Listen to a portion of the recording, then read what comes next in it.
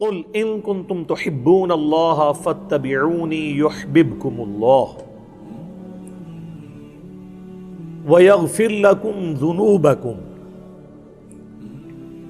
واللہ غفور رحیم۔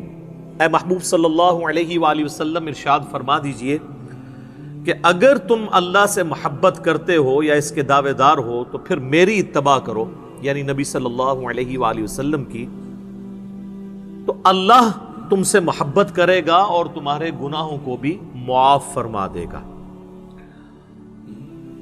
اور اللہ تعالیٰ بخشنے والا رحم فرمانے والا ہے۔ میرے بھائیوں، اتباع کے حوالے سے میں نے بتایا تھا کہ اتباع کی ڈیفینیشن ہوتی ہے محبت کے ساتھ کسی کی پیروی اختیار کرنا، یعنی اطاعت پلس محبت از اکول ٹو اتباع۔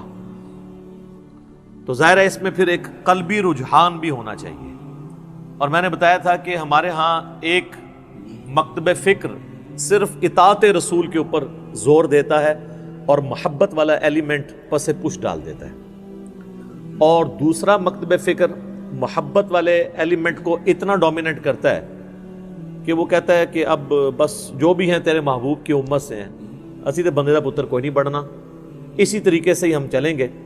وہ دوسری ایکسٹریم پہ چلے جاتے ہیں، جبکہ قرآن میں اطاعت رسول کا بھی حکم ہے صلی اللہ علیہ وآلہ وسلم، اور اتباع رسول کا بھی۔ اتباع میں یہاں تک بھی ہوتا ہے کہ محبت کی وجہ سے انسان بغیر کسی لاجک کے، بغیر کسی کے حکم دیے بھی وہ کام کرنا شروع کر دیتا ہے جس کے ساتھ اس کی عقیدت وابستہ ہوتی ہے۔ اس کی چند ایک مثالیں میں نے بخاری اور مسلم کی روشنی میں پچھلی قرآن کلاس کے اندر ڈسکس کی تھی، آج ان کو ریپیٹ کرنے کی ضرورت نہیں ہے۔ کچھ کریٹیکل احادیث اس کانٹیکسٹ میں چاہ رہا ہوں ڈسکس کر لوں۔ پہلی حدیث بخاری اور مسلم کی متفق علیہ حدیث ہے۔ اللہ کے محبوب صلی اللہ علیہ وآلہ وسلم نے فرمایا، اس شخص نے ایمان کی حلاوت چکھ لی، مٹھاس چکھ لی، جس میں 3 نشانیاں ہوں گی۔ نمبر 1، اللہ اور اس کا محبوب صلی اللہ علیہ وآلہ وسلم اسے پوری دنیا میں سب سے بڑھ کے محبوب ہو جائے۔ نمبر 2،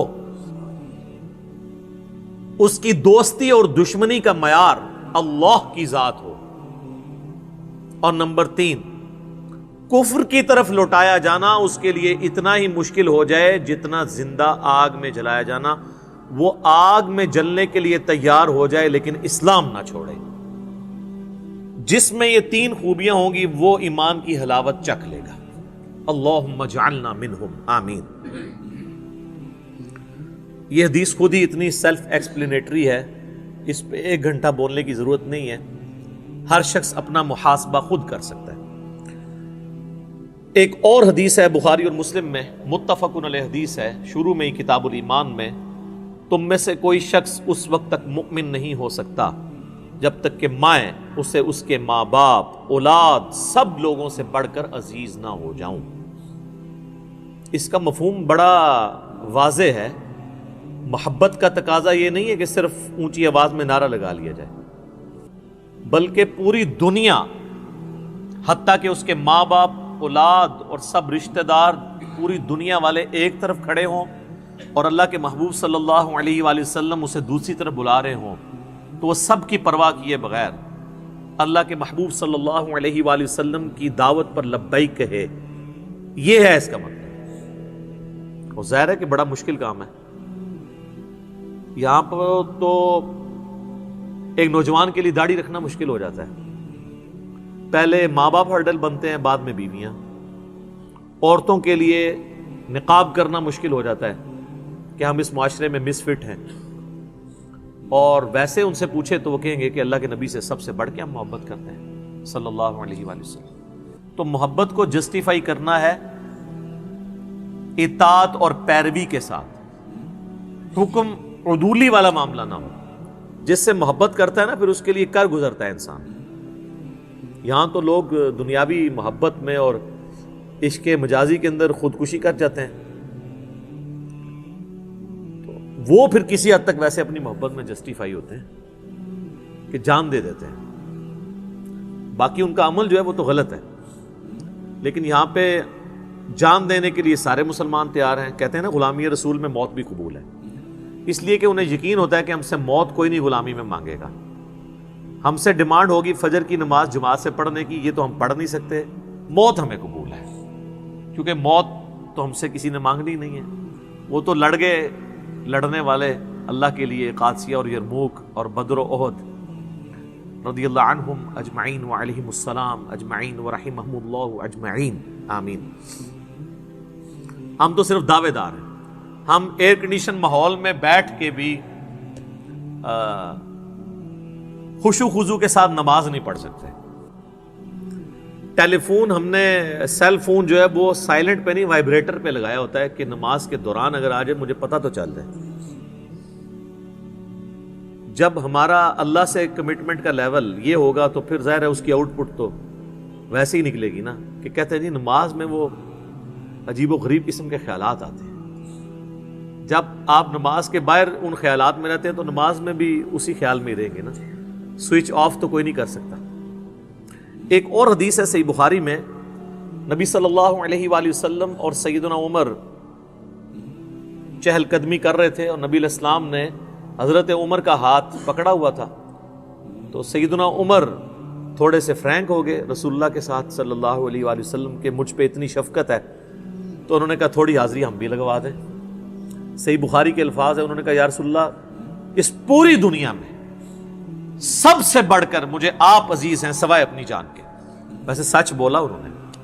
غصے والا بندہ جو ہے نا سچ بولتا ہے، جس کے مزاج میں تیزی ہونا سچائی بھی ہوتی ہے. تو ہم ہوتے تو شاید ہم جھوٹی موٹی کہہ دیتے کہ یا رسول اللہ اپنی جان سے بھی بڑھ کے. تو انہوں نے سچ بولا کہ میں اپنی جان کو چھوڑ کے باقی دنیا کی ہر چیز سے بڑھ کے آپ کو محبوب رکھتا ہوں. تو آپ صلی اللہ علیہ وآلہ وسلم نے فرمایا نہیں بلکہ اپنی جان سے بھی بڑھ کے. تو ان کا یا رسول اللہ اپنی جان سے بھی بڑھ کے. تو آپ نے فرمایا ہاں اے عمر اب بات بنی، اب تیرا ایمان مکمل ہوا ہے. جب تک میں تجھے تیری جان سے بھی بڑھ کر عزیز نہ ہو جاؤں تیرا ایمان کامل نہیں ہو سکتا. اگر سیدنا عمر فاروق رضی اللہ تعالیٰ عنہ علیہ السلام کے ایمان کے کامل ہونے کے لیے ان کی عبادات اور دین کے لیے خدمات کے ساتھ رسول اللہ سے انتہا درجے کی عقیدت اور محبت ہونا ضروری ہے، تو ہمارے لیے تو بدرجہ اولا ضروری ہے.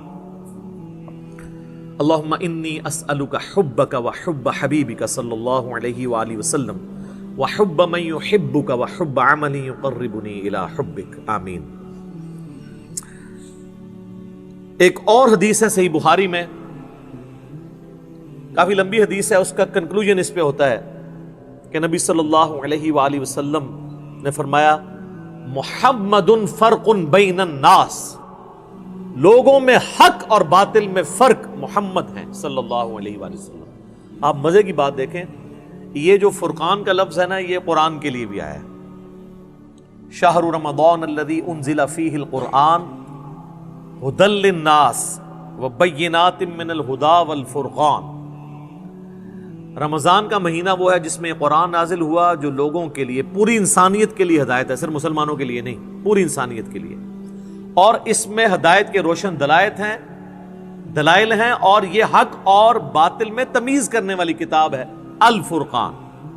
اولڈ ٹیسٹمنٹ اور نیو ٹیسٹمنٹ پہ اب یہ مہیمن بن کے یہ کتاب آئی ہے، فائنل ٹیسٹمنٹ قرآن.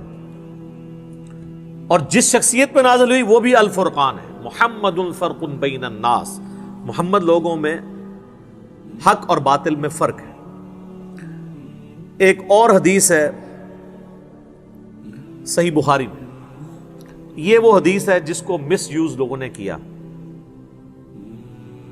آدھی حدیث بیان کر کے کہ جس نے کلمہ پڑھا وہ جنت میں جائے گا. امام بخاری نے صحیح بخاری میں بالکل آخر میں جا کے نا ایک باب باندھا ہے. میں اکثر سوچتا تھا یہ باب شروع میں ہونا چاہیے، مشکات کے شروع میں ہے وہ باب. اس باب کا نام ہے کتاب الاعتصام بالکتاب والسنہ، کتاب و سنت کو مضبوطی سے پکڑنے والا چیپٹر، جس میں انہوں نے ساری وہ حدیثیں جمع کی ہیں جس میں ترغیب دلائی گئی ہے کہ کتاب اللہ اور سنت کو مضبوطی سے پکڑنا ہے. لیکن انہوں نے آخر میں جا کے چیپٹر باندھا ہے. مطلب یہ کہ جب آپ بخاری شریف اینڈ کریں نا تو یہ بات آپ نے ضرور یاد رکھنی ہے، کیونکہ یہاں پر تو آپ کو بتاؤں کئی مزار ایسے ہیں جس پہ ختم قرآن کی طرح ختم بخاری بھی ہوتا ہے تلاوت کر کے. ترجمہ بیان کر کے نہیں، وہ جو پڑھ رہا ہوتا ہے اس کو بھی نہیں پتا ہوتا، وہ ختم بخاری ہوتا ہے۔ وہ کسی بزرگ نے سوچا ہوگا نا ابھی تک ختم قرآن ہے، چلو ہم بھی ایک جاری کر دیں، ختم بخاری۔ تو ختم بخاری جب ہو رہا ہو اور اس کے اینڈ پہ پہنچے ہوں تو کتاب و سنت کو مضبوطی سے پکڑنے والی احادیث ان کے سامنے ہے۔ اس میں ایک حدیث ہے، نبی صلی اللہ علیہ وآلہ وسلم نے فرمایا میری پوری امت جنت میں جائے گی سوائے اس شخص کے جس نے جنت میں جانے سے انکار کر دیا۔ سر کون ہے جو جانے سے انکار کرے گا؟ ہم تو بغیر کچھ کیے جانے کے لیے تیار ہیں، تو انکار کیوں کرنا ہے؟ بن بلائے مہمان بنے ہوئے ہیں سارے کلمہ گو مسلمان، تو انکار کس نے کرنا ہے؟ تو صحابہ نے بھی یہی پوچھا، یا رسول اللہ یہ انکار کون کرے گا؟ آپ نے فرمایا آپ جواب سنیں کتنا انٹلیکچوئل ہے۔ جو صحیح مسلم کی حدیث ہے، مجھے اللہ نے جوامع کلمات کے ساتھ مبعوث کیا ہے، بات مختصر لیکن اس کی گہرائی بہت زیادہ۔ آپ نے فرمایا جس نے میری اطاعت کی وہ جنت میں جائے گا، اور جس نے میری نافرمانی کی اس نے جنت میں جانے سے انکار کر دیا۔ اس نے خود ہی انکار کر دیا، تو پوری امت جنت میں جائے گی سبجیکٹڈ ٹو، اس شرط کے ساتھ کہ وہ اطاعت اختیار کرے۔ باقی وہ چیز اپنی جگہ موجود ہے کہ جس نے ایک دفعہ بھی صدقے دل سے کلمہ پڑھا ہے، اگر اس کی زندگی کا ڈومیننٹ پہلو برائیوں پہ ہے تو الٹیمیٹلی ایک نہ ایک دن وہ اپنا عذاب بھگت کے جنت میں جائے گا۔ وہ تو عقیدہ ہے، لیکن یہ بڑا خطرناک معاملہ ہے۔ یہ یہاں ایئر کنڈیشن کمرے میں بیٹھ کے یہ بات کرنا بڑی آسان ہے، لیکن 5 منٹ کے لیے نہیں، 5 سیکنڈ کے لیے موم بتی کے فلیم کے اوپر یوں ہاتھ رکھنا یہ مشکل ہے۔ اور وہ مسلمان کہہ رہا ہوتا ہے خیر ہے جی ایک پھیرا ہی لگے گا نا، پھر تو جنت ہی ٹور ہی جانا ہے۔ ایک پھیرا جو 5 سیکنڈ کے لیے موم بتی نہیں برداشت کر سکتا، وہ کہتا ہے ایک پھیرا لگے گا۔ جبکہ بخاری اور مسلم دونوں میں حدیث ہے کہ جہنم کی آگ دنیا کی آگ سے 70 گنا تیز ہے۔ اللہم اجرنا من النار۔ اور بخاری اور مسلم کی متفق علیہ حدیث ہے کہ جہنم کا سب سے ہلکا عذاب یہ ہے کہ پاؤں میں آگ کی جوتیاں پہنائی جائیں گی اور اس کی تپش سے دماغ ہنڈیا کی طرح کھولے گا۔ یہ سب سے ہلکا عذاب ہے۔ تو بھاری عذاب کون اس کو بریف کر سکتا ہے؟ ویسے آنکھیں بند کرنی ہے تو بے شک کر لیں۔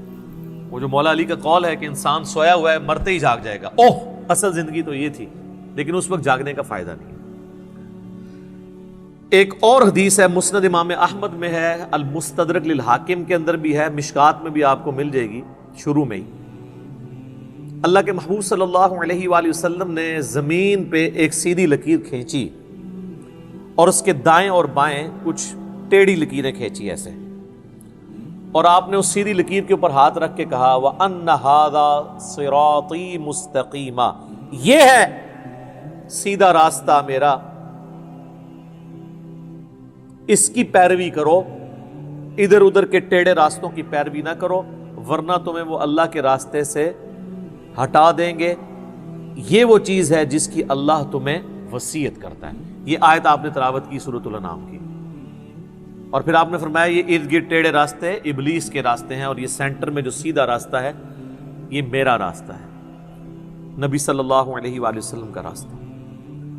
لہذا یہ اکثر لوگ جو کہتے ہیں نا جی سارے راستے جو ہیں وہ حق پہ ہی ہیں، اور پھر مثالیں دیتے ہیں، کہتے ہیں جی آپ نے مقصد تو سفر طے کرنا ہے، کوئی گاڑی میں سفر کرتا ہے، کوئی ٹرین میں کرتا ہے، کوئی پیدل جاتا ہے، راستے بھی مختلف ہو کے آپ پہنچ ہی جاتے ہیں منزل مقصود پہ۔ یہ دنیا کی مثالیں اللہ کے راستے کے لیے آپ نہیں دے سکتے، کیونکہ اللہ کا معاملہ تو بالکل الگ ہے، اس نے تو راستہ ایک بتایا ہے۔ اسی لیے آپ دیکھیں ہدایت کے راستے کو قرآن میں ہمیشہ سنگولر کے صیغے سے خطاب کیا گیا ہے، اہدنا الصراط المستقیم، اے اللہ سیدھا راستہ دکھا، صراط الذین انعمت علیہم، وہ راستہ جس پہ تیرے نیک انعام یافتہ لوگ چلے۔ تو نیک انعام یافتہ لوگ راستے پر چلے، راستوں پہ نہیں چلے۔ جب ایک سے زیادہ ہوں گے تو وہ نبی علیہ السلام کا راستہ نہیں ہوگا۔ یہاں کہتے ہیں سارے حق پہ ہیں جی، کہتے ہیں جی وہ سب نے اسی ایک بڑی نہر سے یا سمندر سے ہی پانی لیا ہے۔ دنیا میں تو ہم نے دیکھا ہے کہ اگر کھارے پانی کی نہر ہے تو اس کی جتنی بھی ندیاں نکالیں وہ کھاری ہوتی ہیں، اور میٹھے کی ہے تو میٹھی ہوتی ہیں. تو یہ کیسی آپ کی نہریں ہیں کہ جس میں 180 ڈگری چیزیں ہوتی ہیں، حتیٰ کہ آپ کے ٹالرنس کا لیول یہ ہے کہ آپ نے 300-350 سال تک خانہ کعبے میں 4 مصلے ڈال کے رکھے ہیں. اگر آپ یہ سمجھتے ہیں کہ چاروں اہل سنت کے امام حق پر تھے تو 4 مصلے ان کے نام پہ کیوں ڈال دیے؟ چلیں 4 نمازیں بانٹ لیتے کہ ایک امام کا ماننے والا پڑھائے گا، دوسرا، تو پھر تو بات سمجھ آتی. 4 مصلے الگ کر دیے، نمازیں الگ کر لیں، اس کے باوجود راگ الاپنا. یہ تو اسی طریقے سے ہے کہ کوئی شخص اب ضد کرے کہ جی یہ میرے سامنے جو سٹاپ واچ ہے، یہ سٹاپ واچ نہیں پڑی ہوئی ہے، یہ گاڑی کھڑی ہے. ٹھیک ہے، اس کے لیے وہ کہ جی آپ ذرا اس کو محدبت سا لگا کے دیکھیں، یہ چورس بھی ہے، یہ تھوڑی سی بڑی ہو جائے گی، یہ جو آپ کو نظر آ رہا ہے نا یہ ٹائر ہیں، آپ کو اصل میں پتہ نہیں چل رہا. تو آپ جتنی مرضی کہانیاں کرائیں، جو چیز ہے وہی رہے گی. بہرحال گورا اس کہانی میں نہیں آتا. وہ کہتا ہے یار کوئی علمی کتابی بات کرو، جو ہم کہتے ہیں کہ مرنے سے پہلے اے مسلمان کر لے اس پہ غور، کتابوں کا خدا اور ہے، بابوں کا خدا اور.